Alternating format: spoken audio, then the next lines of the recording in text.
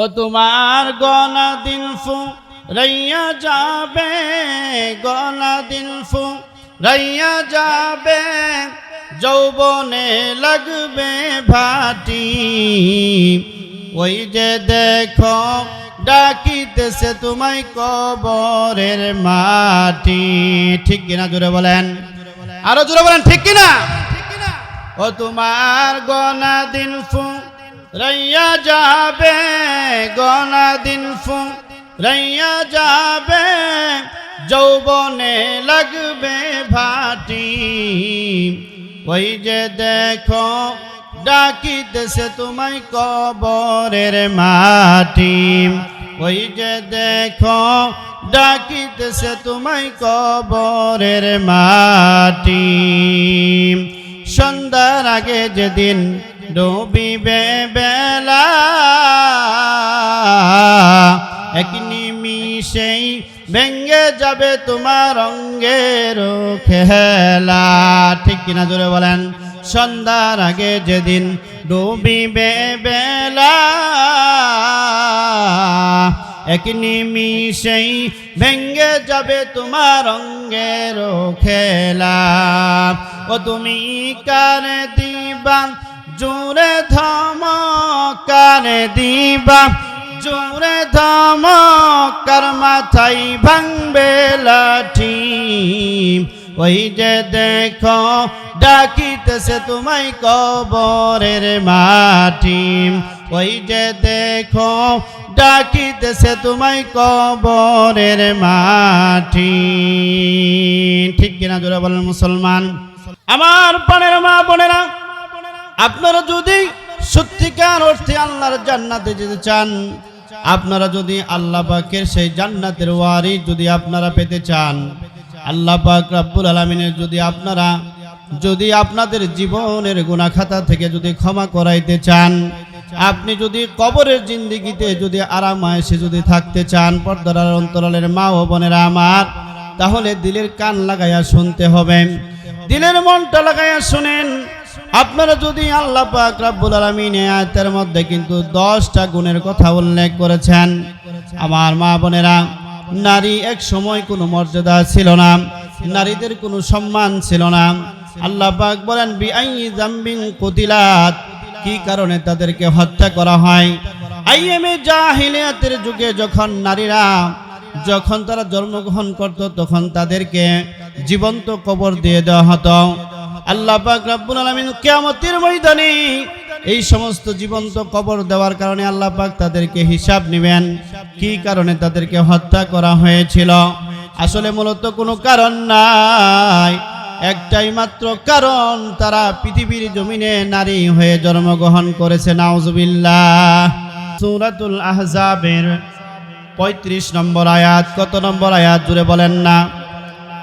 35 নম্বর আয়াতের মধ্যে আল্লাহ পাক বলেন, নিশ্চয় মুসলমান পুরুষ ওয়াল মুসলিমাতি, এবং মুসলমান নারী, ওয়াল মুমিনিনা, আর ইমানদার পুরুষ, ওয়াল মুমিনাতি, ইমানদার নারী, ওয়াল কানিতিনা ওয়াল কানিতাত, ইমানদার অর্থাৎ অনুগতশীল পুরুষ, অনুগতশীল নারী, ওয়াস-সাদিকিনা ওয়াস-সাদিকাত, আল্লাহ পাক বলেন সত্যবাদী পুরুষ এবং সত্যবাদিতা নারী, ওয়াস-সাবিরিনা ওয়াস-সাবিরাত, ধৈর্যশীল পুরুষ এবং ধৈর্যশীলা নারী, ওয়াল খাশিঈনা ওয়াল খাশিআত, ভয়শীল পুরুষ, আল্লাহকে ভীতশীলা নারী, ওয়াল মুতাসাদ্দিকিনা ওয়াল মুতাসাদ্দিকাত, এরকম দানশীল পুরুষ এবং দানশীল নারী, ওয়াস-সাইমিনা ওয়াস-সাইমাত, রোজা পালনকারী পুরুষ এবং রোজা পালনকারিণী নারী,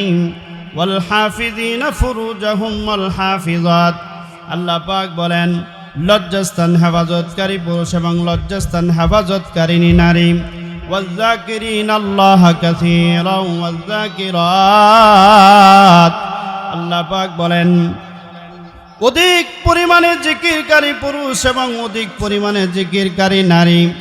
এই 10 গুণে গুণান্বিত যারা হবে, যেই সমস্ত ইমানদার পুরুষ এবং নারী এই 10টি গুণে গুণান্বিত হতে পারবে, আল্লাহ পাক রব্বুল আলামিন বলেন আ'আদ্দাল্লাহু লাহুম মাগফিরা, আমি আল্লাহ পাক ওয়াদা করলাম, আমি আল্লাহ পাক ওই সমস্ত বান্দা বান্দির জন্য ওয়াদা করে দিলাম মাগফিরা, তারা জীবনে যত গুনাহ করুক না কেন আমি আল্লাহ পাক তাদের জীবনের তামাম গুনাহ খাতা আমি মাফ করে দিব। সুবহানাল্লাহ, আরো জোরে বলেন না সুবহানাল্লাহ।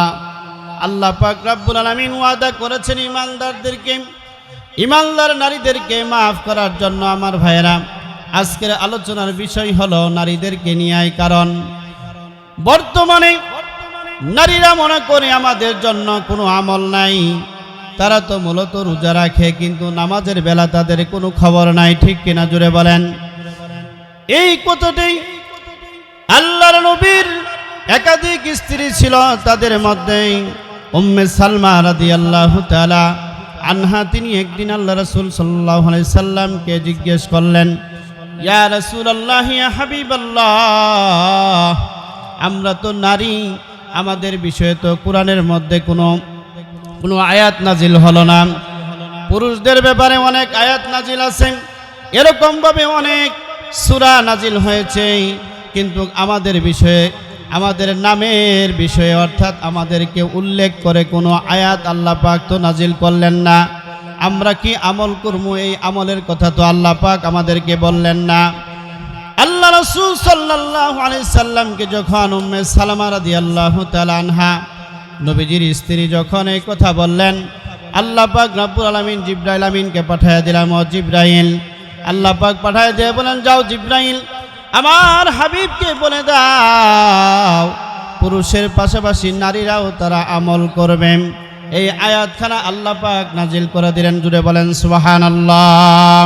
আমার প্রাণের মা বোনেরা, আপনারা যদি সত্যিকার অর্থে আল্লাহর জান্নাতে যেতে চান, আপনারা যদি আল্লাহ পাকের সেই জান্নাতের ওয়ারিস যদি আপনারা পেতে চান, আল্লাহ পাক রব্বুল আলামিনের যদি আপনাদের জীবনের গুনাহ খাতা থেকে যদি ক্ষমা করাইতে চান, আপনি যদি কবরের জিন্দেগিতে যদি আরামায়েশে যদি থাকতে চান, পর্দার অন্তরালের মা ও বোনেরা আমার, তাহলে দিলের কান লাগাইয়া শুনতে হবে, দিলের মনটা লাগাইয়া শুনেন। আপনারা যদি আল্লাহ পাক রব্বুল আলামিন আয়াতের মধ্যে কিন্তু 10টা গুণের কথা উল্লেখ করেছেন। আমার মা বোনেরা, নারী এক সময় কোনো মর্যাদা ছিল না, নারীদের কোনো সম্মান ছিল না। আল্লাহ পাক বলেন, বিআইয়ি যামবিন কুতিলাত, কি কারণে তাদেরকে হত্যা করা হয়। আইয়ামে জাহিলিয়াতের যুগে যখন নারীরা যখন তারা জন্মগ্রহণ করত, তখন তাদেরকে জীবন্ত কবর দিয়ে দেওয়া হতো। আল্লাহ পাক রব্বুল আলামিন কিয়ামতের ময়দানে এই সমস্ত জীবন্ত কবর দেওয়ার কারণে আল্লাহ পাক তাদেরকে হিসাব নেবেন, কি কারণে তাদেরকে হত্যা করা হয়েছিল। আসলে মূলত কোনো কারণ নাই, একটাই মাত্র কারণ, তারা পৃথিবীর জমিনে নারী হয়ে জন্মগ্রহণ করেছে। নাউজুবিল্লাহ।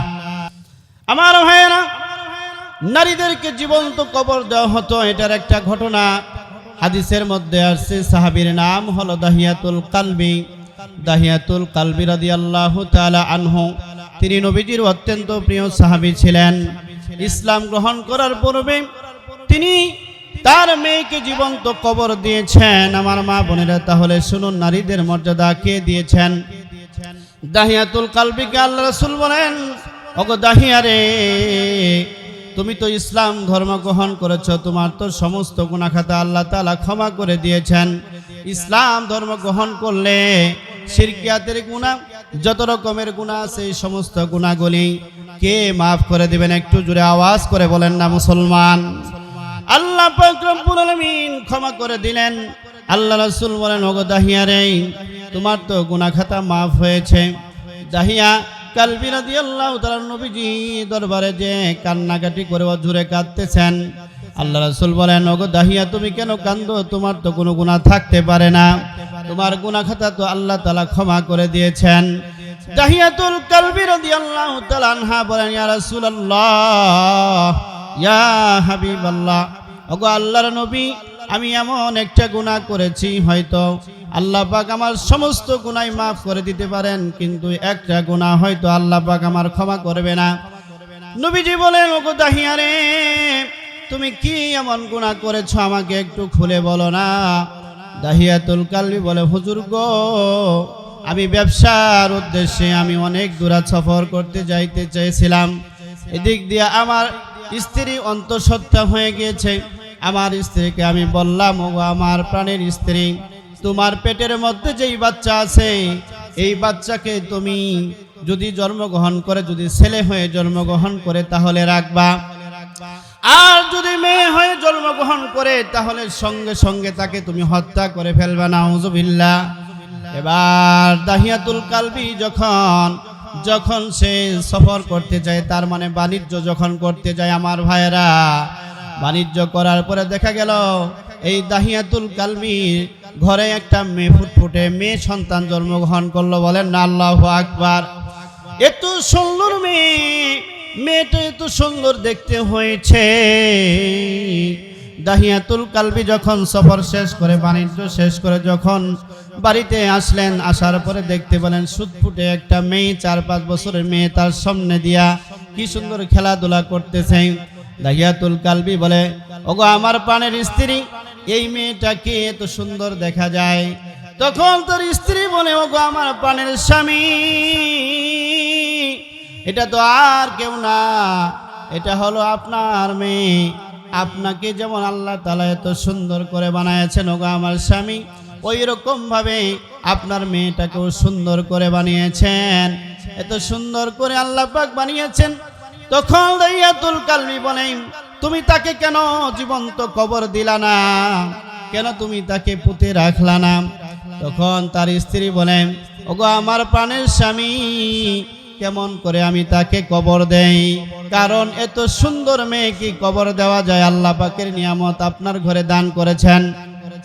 এবার দাহিয়াতুল কালবি যখন ঘুমায়া যায়, স্বামী স্ত্রী যখন ঘুমিয়ে যায়, আমার ভাইয়েরা, তখন ওই ফুটফুটে মেয়েটা, তখন দাহিয়াতুল কালবি বলে, হুজুর গো, আমার মেয়েটা যখন একবার তার মার দিকে চায়, তখন একবার ঘুমের ঘরে মাঝখানে যখন শুইল, তখন তার মাকে একবার ডাক দেয়, আবার যখন আমার দিকে চায় তখন আব্বা বলে আবার আমাকে ডাক দেয়। দাহিয়াতুল কালবি বলে, হুজুর গো, আমি মনে মনে চিন্তা করলাম, মেয়ের বাবা হয়ে জন্মগ্রহণ করেছি, আমার মতো এরকম অপরাধী আর দুনিয়ায় নাই। সকালবেলা যখন ঘুম থেকে উঠবো, সঙ্গে সঙ্গে মেয়েকে আমি হত্যা করে ফেলবো। এই কথা চিন্তা করার পরে তখন দেখা গেল সকাল হওয়ার সঙ্গে সঙ্গে দাহিয়াতুল কালবি তার মেয়েকে দাওয়াত খাওয়ানোর কথা কয়ে স্ত্রীকে বলে, দাওয়াত খাওয়াইতে নিয়ে যাব। স্ত্রী তো কোন জনমের মতো খাওয়ায়া দেয়।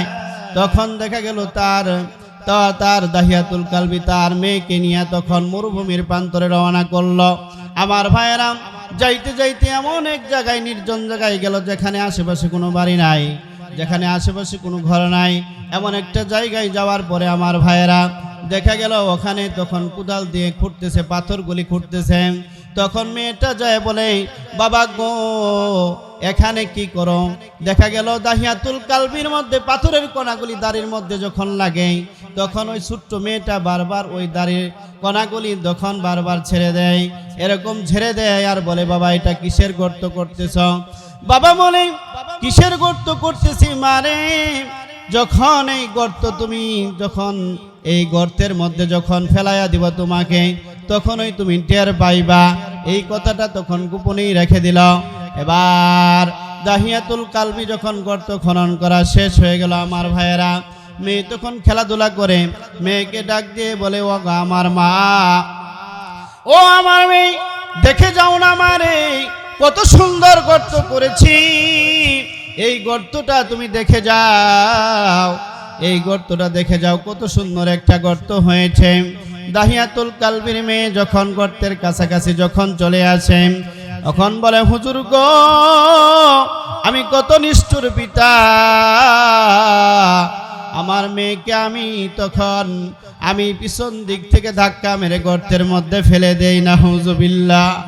হুজুর, আমি যে কত নির্মম পিতা, আমি যে কত নিষ্ঠুর পিতা, আমার মেয়ে গর্তের মধ্যে 2 হাত তুলে উপর দিকে এরকম পাথর চাপার মধ্যে পড়ে আমাকে ডাকতেছে, বাবা গো। মার কাছে আমি বলেছিলাম, আমার বাবা কখন আসবে, আমার বাবা কখন সফর থেকে আসবে? বাবা গো, তুমি তো আইলা, কিন্তু তুমি তো আমার আজরাইল হয়ে আসলা। ও বাবা, আমাকে তুমি মেরো না, আমাকে তুমি মাইরো না গো বাবা, তুমি আমাকে মাইরো না। আমি জীবনও তোমাকে আর বাবা বলে ডাকবো না, আমি কখনো তোমাকে আর মেয়ে বলে পরিচয় দিব না। ও বাবা, তুমি আমাকে মেরো না।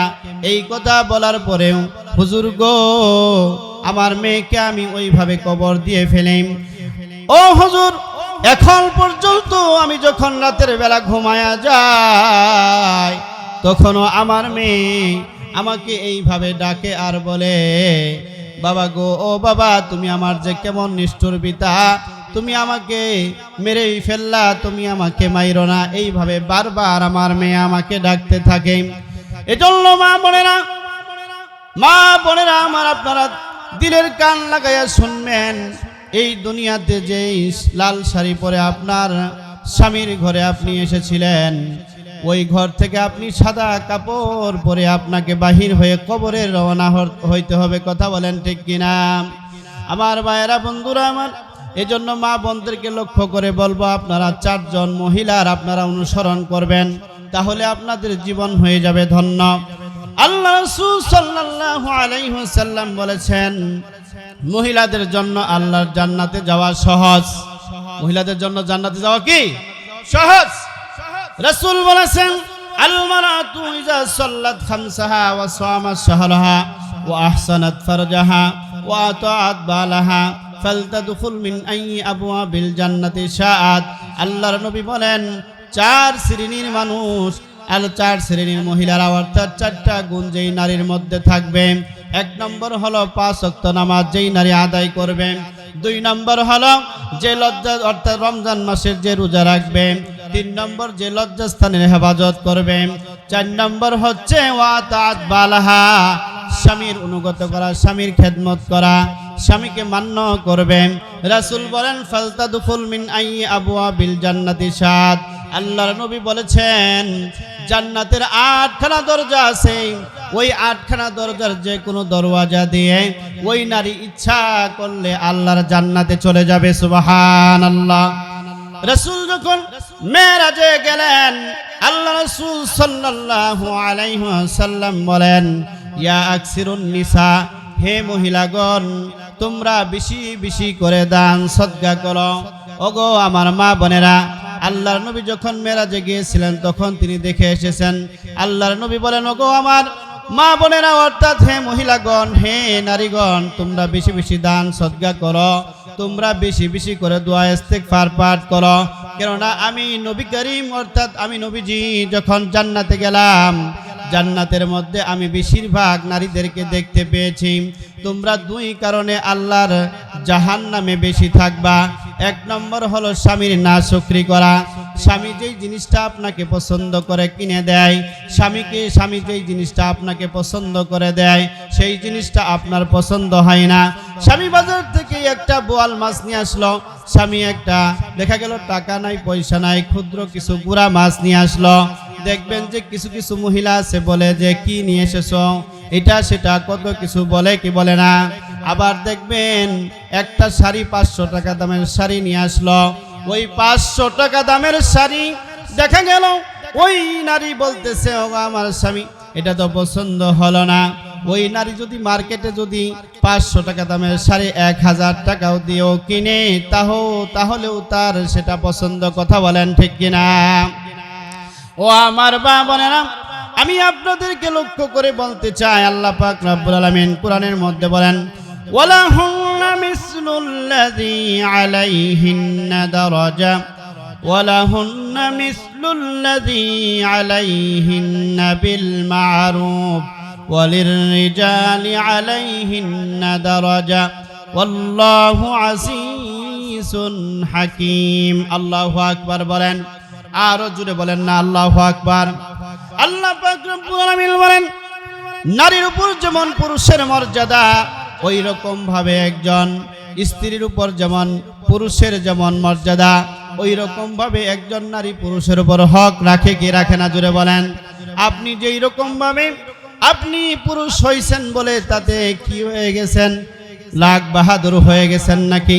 আল্লাহ পাক রব্বুল আলামিন সূরাতুল বাকারা 228 নম্বর আয়াতে বলেন, তুমি যেমন তোমার স্ত্রীর কাছে সুন্দর ব্যবহার পাওয়ার আশা করো, ওই রকম ভাবে তোমার কাছেও তোমার স্ত্রীর সুন্দর ব্যবহারের আশা করে। কথা বলেন ঠিক কিনা?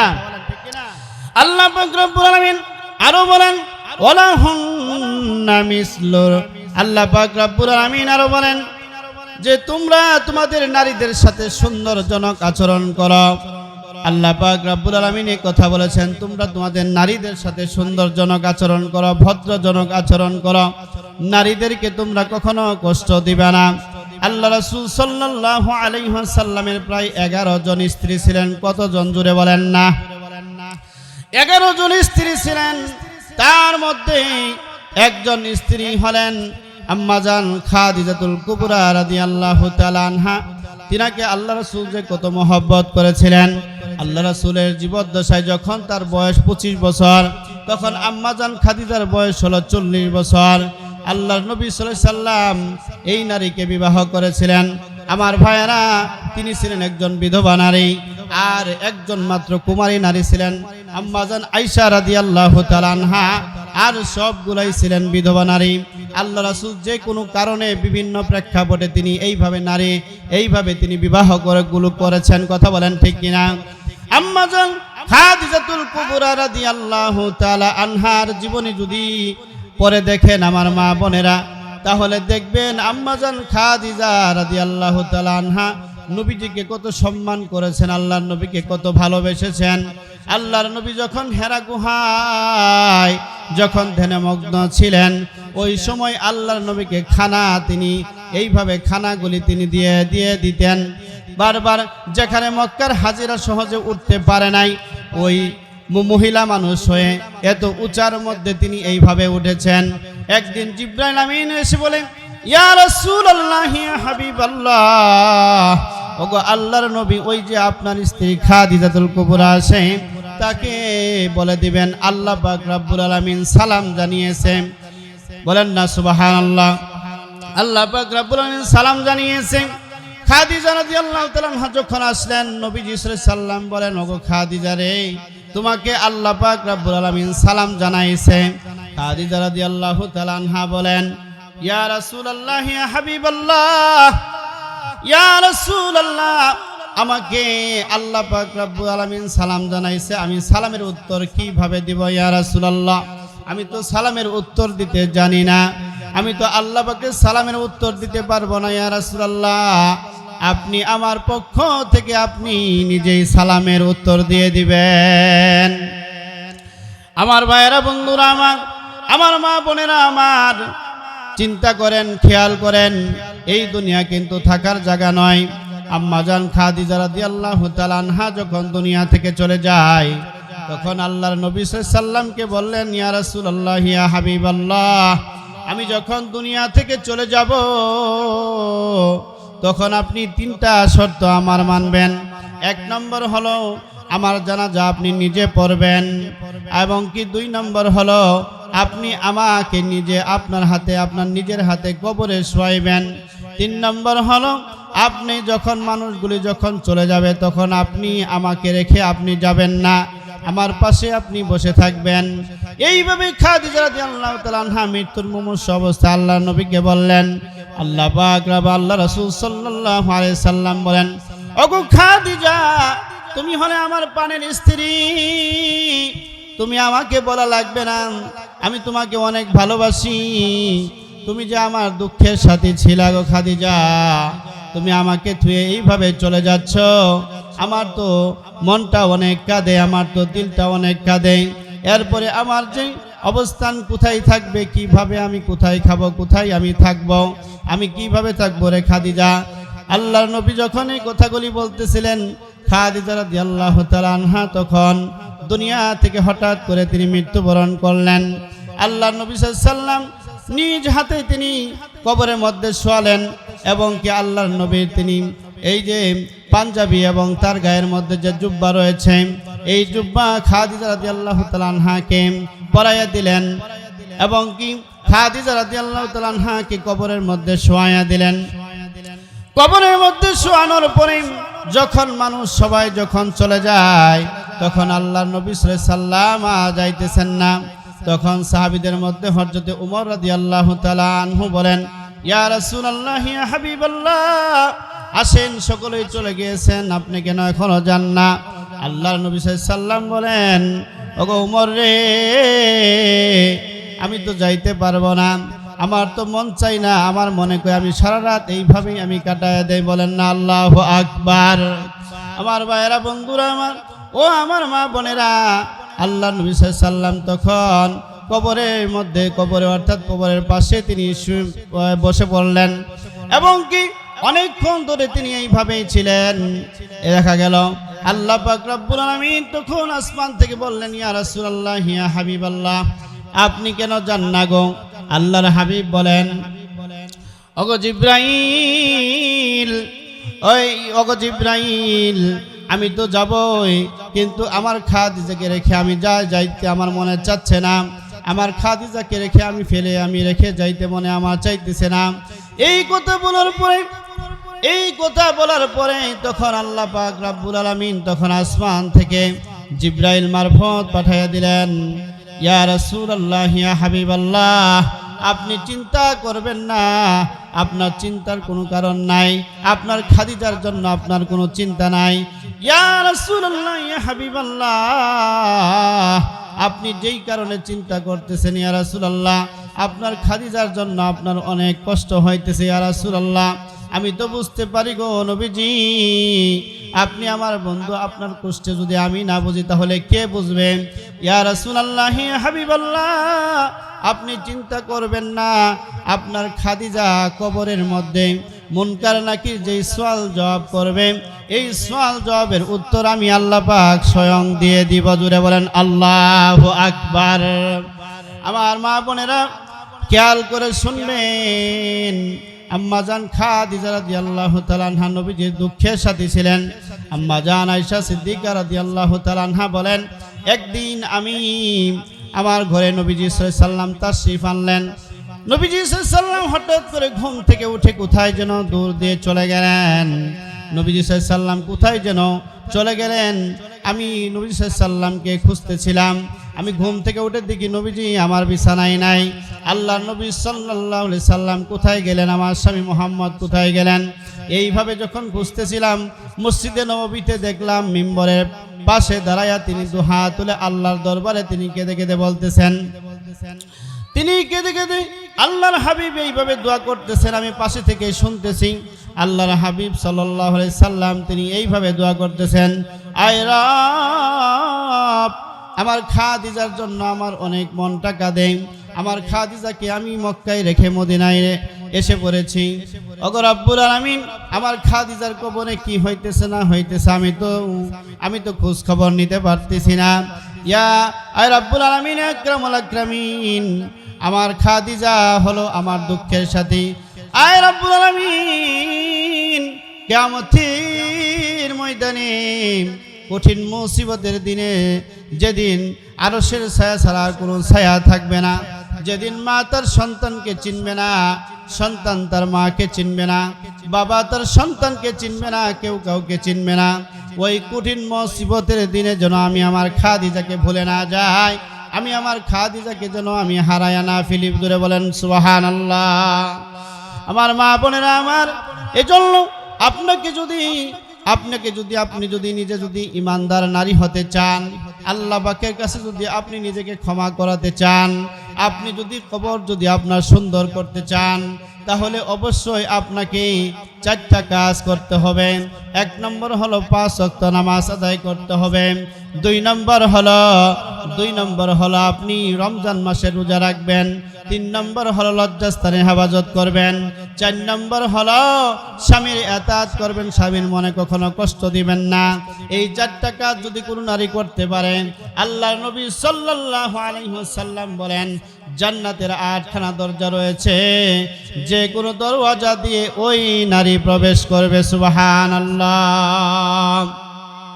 ও তোমার গলা দিন ফুরাইয়া যাবে, গলা দিন ফুরাইয়া যাবে, যৌবনে লাগবে ভাটি, ওই যে দেখো ডাকিতেছে তোমায় কবরের মাটি। ঠিক কিনা জোরে বলেন, আরো জোরে বলেন ঠিক কিনা। ও তোমার গনা দিন ফুরাইয়া যাবে, গনা দিন ফুরাইয়া যাবে, যৌবনে লাগবে ভাটি, ওই যে দেখো ডাকিতেছে তোমায় কবরের মাটি, ওই যে দেখো ডাকিতেছে তোমায় কবরের মাটি। সন্ধ্যার আগে যেদিন ডুবিবে বেলা, এক নিমিষেই ভেঙ্গে যাবে তোমার অঙ্গের খেলা। ঠিক কিনা জোরে বলেন। সন্ধ্যার আগে যেদিন ডুবিবে বেলা, এক নিমিষেই ভেঙ্গে যাবে তোমার অঙ্গের খেলা। ও তুমি কানে দিবা জোরে ধমক, কানে দিবা জোরে ধমক, কার মাথায় ভাঙবে লাঠি, ওই যে দেখো ডাকিতেছে তোমায় কবরের মাটি, ওই যে দেখো ডাকিতেছে তোমায় কবরের মাটি। ঠিক কিনা জোরে বলেন মুসলমান। আমার মা বোনেরা, দিনের কান লাগায় শুনবেন, আল্লাহর নবী সাল্লাল্লাহু আলাইহি ওয়াসাল্লামের আদরের কন্যা একজন ছিলেন, তিনি হলেন ফাতিমা রাদিয়াল্লাহু তাআলা আনহা। কথা বলেন ঠিক কিনা। আল্লাহর নবী সাল্লাল্লাহু আলাইহি সাল্লাম ফাতিমাকে এত আদর করতেন, এত মহব্বত করতেন। নবীজি যখন কোনো সফরে যাইতেন, ফাতিমার সঙ্গে দেখা না করে যাইতেন না। আবার যখন তিনি কোনো সফর থেকে আসতেন, তখনও ফাতিমার সঙ্গে দেখা করতেন। আমার মা বোনেরা, কেমন করে পর্দা করতে হবে, কেমন করে পর্দা করলে আল্লাহ পাক আপনাকে নাজাত দান করবেন, একটু চিন্তা করে দেখেন, একটু মনের দিলের কানটা লাগায় একটু শুনবেন। আম্মা জান ফাতিমা রাদিয়াল্লাহু তাআলা আনহা যখন তিনি মৃত্যু মুখে শয্যায় যখন শায়িত রয়েছেন, তখন সাহাবীদেরকে ডেকে নিয়ে বলেন, বিশেষ করে তার জামাই, তার স্বামী আলী রাদিয়াল্লাহু তাআলা আনহুকে ডেকে নিয়ে বলতেছেন, ওগো আমার প্রাণের স্বামী, আমি হয়তো দুনিয়া থেকে চলে যাব, আমি হয়তো আর বাঁচব না, আমার হয়তো বেশি আর সময় নাই। ওগো আমার প্রাণের স্বামী, আমি যদি দুনিয়া থেকে চলে যাই, আমার জানাজাটা আপনি রাত্রে দাফন করবেন। কেননা এই জন্যই দাফন করবেন, এই জন্যই দাফন করবেন যে রাত্রে মানুষ কম জানাজায় আসবে। আমি ফাতেমা কতটুকু চওড়া, আমি ফাতেমা কতটুকু লম্বা, আমি ফাতেমা কতটুকু খাটো, আমি ফাতেমার স্বাস্থ্য কতটুকু ছিল, আমার লাশ দেখে পুরুষ মানুষ অনুধাবন করতে পারবে। ও আমার মা বোনেরা, দুনিয়া থেকে চলে যাওয়ার পরে ফাতেমা যিনি হলেন জান্নাতের মহিলাদের সর্দারনি, উনি যদি এই রকম ভাবে পর্দা করতে যাও, তাহলে আপনার কি এমন জিনিস হলো, কি এমন জিনিস ধোকায় ফেলে দিল, কোন জিনিস আপনাকে ধোকায় ফেলে দিল? ও আমার বোনেরা, ও আমার মায়েরা, কেন আপনি পর্দা করেন না?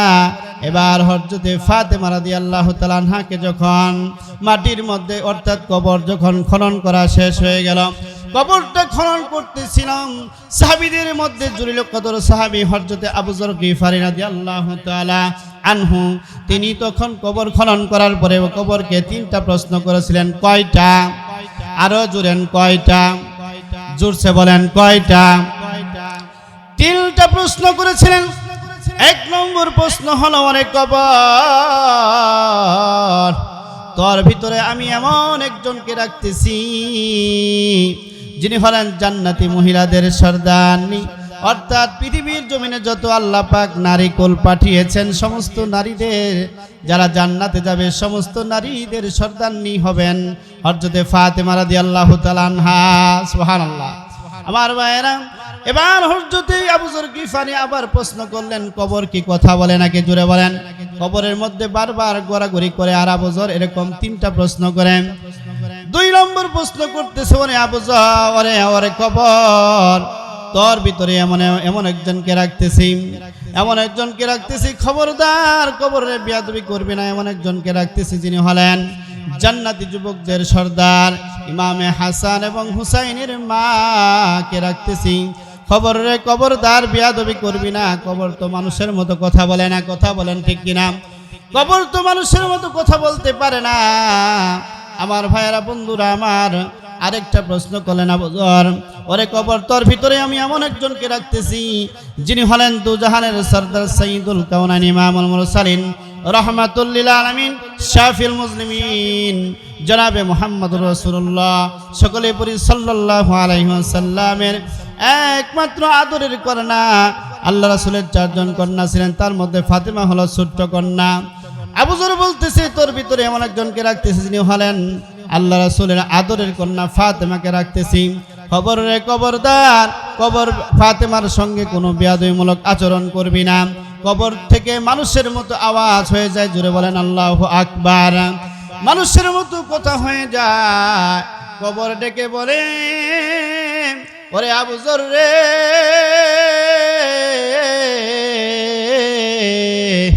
আমি তো কোনো ফাতেমা, অর্থাৎ আমি তো ফাতেমাকে চিনি না, আমি তো এরকম হাসান হোসেনের মাকে চিনি না, আমি তো এরকম বিশ্বনবীর আদরের কন্যা ফাতেমাকে চিনি না। আমি এমন এক মাটির ঘর, আমি এমন এক সাপ বিচ্ছুর ঘর। আমার কাছে যদি সুন্দর আমল করে নিয়ে আসতে পারেন, আমার কাছে যদি ভালো আমল করে নিয়ে আসতে পারেন, তাহলে আমি আমার কবরের মাটি তার জন্য জান্নাতের বাগান হয়ে যাব, জোরে বলেন সুবহানাল্লাহ। আর যদি আমার ভিতরে কেউ বদ আমল করে নিয়ে আসে, তাহলে আমি মাটি ডান পার্শ্ব থেকে চাপ মেরে বাম পার্শ্ব একেবারে এমন জোরে চাপ মারব গো, চাপের কারণে হাড্ডিগুলি চুরমার হয়ে যাবে, হাড্ডিগুলি ভেঙে যাবে, হাড্ডিগুলি চুরমার হয়ে যাবে। আমার মা বোনেরা, বন্ধুরা আমার, তাহলে মা বোনেরা চিন্তা করেন, আম্মাজান ফাতেমা যিনি হলেন নবীজির একজন আদরের কন্যা, অর্থাৎ জান্নাতি মহিলাদের সর্দার নেই। শুধু তাই নয়, জান্নাতের যুবকদের মা। শুধু তাই নয়, আল্লাহ নবী বিশ্ব নবী দুজাহানের সর্দারের আদরের কন্যা, যেই ফাতেমা কেউ কবর কখনো ক্ষমা করে না, আপনাকেও কিন্তু ক্ষমা করবে না। ঠিক কিনা জুড়ে বলেন? আমার ভাইয়েরা, বন্ধুরা আমার, বর্তমানের নারীরা তারা পর্দা নাই বললেই চলে, কথা বলেন ঠিক কিনা? পর্দা নাই বললেই চলে। দেখবেন রাস্তাঘাটে শুধু নারী আর নারী, আপনার বাজারে যাবেন নারী, মেলাতে তো নারী আর নারী, কথা বলেন। এরকম ভাবে আপনি যখন মার্কেটে যাবেন তারপরেও নারী, পুরুষরা মার্কেটে যাবে কিন্তু নারীর ঠেলায় যাওয়াই যায় না, কথা বলেন ঠিক কিনা? শহরে বাজারে দেখো নারীদের ঢল, পর্দাবিহীন তারা করে ঝলমল, অন্যকে তার দিকে আসে কি বানায়, দেশটা আজি ধ্বংস নারীর বেপরদায়, সারা দিকে কি আওয়াজ হাই হাই, ঠিক না? ইজিবিলিস আজম বাংলাদেশে আগমন হয়েছে নারীর বেশে, দলে দলে নিয়া নারী মেলা মিলাই, পার্কে বসিয়া ওরা মেলা মিলাই, মধুটিলা যায়া যায়া মেলা মিলাই, গজনিতে যায়া যায়া মেলা মিলাই, ঠিক কিনা জোরে বলেন মুসলমান? ও আমার মা বোনেরা, পর্দা করতে হবে, আপনার লজ্জাস্থানের হেফাজত করতে হবে। আল্লাহ নবী সাল্লাল্লাহু আলাইহি ওয়াসাল্লাম বলেন, দুইটা জিনিস যদি কোনো বান্দা বান্দী হেফাজত করতে পারে, এক নম্বর হলো মুখের জবানটা যদি কেউ হেফাজত করতে পারে, আর 2 নম্বর হলো লজ্জাস্থান যদি হেফাজত করতে পারে। আল্লাহ নবী সাল্লাল্লাহু আলাইহি ওয়াসাল্লাম বলেন, ওই ব্যক্তিকে আমি নবীজি কিয়ামতের ময়দানে জান্নাতে নেওয়ার জন্য আমি নবীজি নিজ জিম্মায় হাতে নিয়ে নিলাম। সুবহানাল্লাহ। আমার মা বোনেরা, আপনাদের জন্য যে আলোচনাটা আমি উপহার দিলাম, যদি এতটুকু যদি আপনি আমল করতে পারেন, তাহলে আপনি নির্ঘাত আল্লাহর জান্নাতে যাবেন। ওই জান্নাতে আমরা যেতে চাই কি চাই না? জুড়ে বলেন মুসলমান, ওই জান্নাতে আমরা যেতে চাই কি চাই না? লিল্লাহি তাকবীর। মুসলমান, ইমানের গুণে আল্লাহর জান্নাতে যেতে হবে, কথা বলেন ঠিক কিনা? এ মুসলমান, ইমানের গুণে আল্লাহর জান্নাতে যেতে হবে। ইমান আমল ঠিক যদি করি, তাহলে অবশ্যই সেই জান্নাত আমরা পাবো। আমার ভাইরা, এজন্য আসেন, খাঁটি মুসলমান হতে গেলে নামাজ রোজা ছাড়া কখনো খাঁটি মুসলমান হওয়া যাবে না। আল্লাহর দ্বীনের ভিতরে, হ্যাঁ ঈমানের ভিতরে অর্থাৎ আমলের ভিতরে থেকে আল্লাহর জান্নাতকে হাসিল করতে হবে। কথা বলেন ঠিক কিনা? আল্লাহর নবী সাল্লাল্লাহু আলাইহি সাল্লাম বলেন, আ'আদ্দাতু লিবাদিয়াস সালিহিন মা লা আইনুন রাত ওয়ালা উযুনুন সামিআত ওয়ালা খাতারা আলা কলবি বাশার। নবীজি বলেছেন যে জান্নাতের মধ্যে এমন সব নাজ নিয়ামত আমার বান্দা বান্দির জন্য রেখে দিলাম, মা লা আইনুন রাত, যেই জান্নাতের নাজ নিয়ামত তারা কখনো চোখে দেখে নাই। বলেন না আল্লাহু আকবার। আল্লাহর নবী বলেন, ওয়ালা উযুনুন সামিআত, যেই কান তার যথার্থ বর্ণনা শুনে নাই, ওয়ালা খাতারা আলা কলবি বাশার, আল্লাহর নবী বলেন তাদের অন্তর কখনো অনুধাবন করতে পারে নাই। ওই জান্নাত আমরা চাই কি চাই না? ও আমার মা বোনেরা, দুনিয়াতে আপনি যেটা পান নাই জান্নাতের মধ্যে সেটা আপনি পাইবেন। আমার ভাইয়েরা, জান্নাতের মধ্যে কোনো চিন্তা নাই, জান্নাতে আপনার বয়স কখনো কমবে না, জান্নাতের মধ্যে এমন কোনো নাজ নিয়ামত নাই যে নাই। আল্লাহ পাক রব্বুল আলামিন বলেন, ওয়ালাহুম মা ইয়াদউন, জান্নাতের মধ্যে আপনি যা চাইবেন তাই পাইবেন। জোরে বলেন আল্লাহু আকবার। ওই জান্নাত আমরা চাই কি চাই না? ওই জান্নাত যদি আমরা পেতে চাই তাহলে নামাজ পড়ার দরকার আছে না নাই? মুসলমান, নামাজ পড়ার দরকার আছে না নাই? জোরে বলেন। নামাজের বেলা তো মুসলমানের খবর নাই। নামাজের কথা কইলেই যে আমি প্রস্রাব করে পানি নেই নাই, হুজুর আমার শরীর নাপাক। কথা বলেন ঠিক কিনা?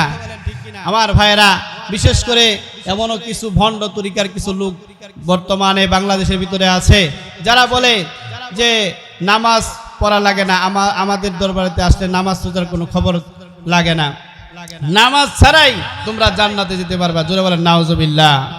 আমগো বাবার দরবারেতে কত গরু যায়, তুমগো বাবার দরবারেতে একটা গরু নাহি যায়। আমগো বাবার দরবারেতে কত গরু যায়। এরকম পার্টি আছে না নাই? এ ভাই, মলম পার্টি আছে না নাই? আমি তো বলি, আরে পাগলের দল, আরে ছাগলের দলেরা গরুর দরবারে গরু যায় আর মানুষের দরবারে মানুষ যায়। কথা বলেন ঠিক কিনা? এই যে এখানে অনেক মুসলমান আছেন, এই আল্লাহর বান্দাদের মধ্যে অনেকেই হয়তো এখনো নামাজ পড়তেছেন না, হয়তো মনে করতেছেন আর একটু বয়সটা ভারী হয়ে অনেক, তারপরেই নামাজের মধ্যে চলে যাব। আমার ভাইয়েরা, বন্ধুরা আমার, আল্লাহর নবী সাল্লাল্লাহু আলাইহি সাল্লাম বলেন, যৌবনকালের ইবাদত আল্লাহ পাকের কাছে অতি পছন্দনীয়। জুড়ে বলেন আল্লাহু আকবার। যৌবনকালের ইবাদত আল্লাহ পাকের কাছে এত দামি, এত দামি। বৃদ্ধকালে যে ইবাদতটা আপনি করবেন, যৌবনকালে যদি আপনি ইবাদত করেন তাহলে দেখবেন ওই ইবাদতের মধ্যে আপনি মজা পাবেন। আপনি সুবহানাল্লাহ, আলহামদুলিল্লাহ, আল্লাহ পাকের নাম জপলে আপনি মজা পাবেন। আপনার কখনো কোমর ব্যথা করবে না, হাত ব্যথা করবে না। বৃদ্ধকালে যখন বুড়া হয়ে যায়, দাঁতগুলি যখন পড়ে যায়, দাড়ি যখন পেকে যায়, তখন দেখবেন কিছু কিছু মানুষ মসজিদের মধ্যে সব সময় পড়ে থাকে। এটাও একটা ভালো লক্ষণ। কথা বলেন ঠিক কিনা? কারণ যারা বৃদ্ধ মানুষ ওদের পাকা দাড়ি আল্লাহ তাআলা অনেক পছন্দ করেন। জোরে বলেন আল্লাহু আকবার। এই পাকা দাড়িওয়ালাদেরকে দেখে ফেরেশতাদের সঙ্গে আল্লাহ পাক গর্ব করে বলেন, ও আমার ফেরেশতারা, তোমরা মানুষ বানাইতে নিষেধ করেছিলা, দেখো আমার বান্দারা কিভাবে ইবাদত করে। আমার বান্দা আমাকে ভুলে নাই, আমাকে তারা ভুলে নাই। এই দেখো, তারা ভুল বুঝতে পেরেছে, শেষ বয়সে তারা আমি রবের ইবাদত করে, আমি আল্লাহকে তারা রাখতেছে, আমি আল্লাহকে তারা ভুলে নাই। ফেরেশতাদের সঙ্গে গর্ব করে বলে, দেখো ফেরেশতারা, দেখো আমার বান্দাকে তোমরা বানাইতে নিষেধ করেছিলা, আমি রবের গুণ কীর্তন কামনা করতেছে। এইভাবে আল্লাহ পাক প্রশংসা করতে থাকে। বিশেষ করে যুবক ভাইয়েরা আমার, আপনাদের বয়স হলো এখন ইবাদত করার বয়স। আপনাদের বয়সটা যদি আপনি কাজে লাগায়া যান, কিয়ামতের ময়দানে এই সময়টাকে আল্লাহ পাক নাজাতের ওসিলা বানায়া আল্লাহ পাক আপনাকে জান্নাতের ঠিকানা করে দিবেন। সুবহানাল্লাহ। আল্লাহ রাসূল সাল্লাল্লাহু আলাইহি সাল্লাম বলেন, 7 শ্রেণীর মানুষকে আল্লাহ তাআলা কিয়ামতের ময়দানে আরশের নিচে জায়গা করে দিবেন। জোরে বলেন সুবহানাল্লাহ। ওই শ্রেণীর মানুষ, 7 শ্রেণীর মানুষ। নবীজি বলেছেন 7 শ্রেণীর মানুষকে আল্লাহ পাক রব্বুল আলামিন জান্নাতে অর্থাৎ যেদিন আল্লাহ তাআলার আরশের ছায়া ছাড়া কোনো আর ছায়া থাকবে না, মাথার একবারে এক হাতের হাত উপরে যখন সূর্যটা এসে যাবে, ওই দিন আল্লাহ পাক রব্বুল আলামিন 7 শ্রেণীর মানুষকে আল্লাহ তাআলা আরশের নিচে জায়গা করে দিবেন।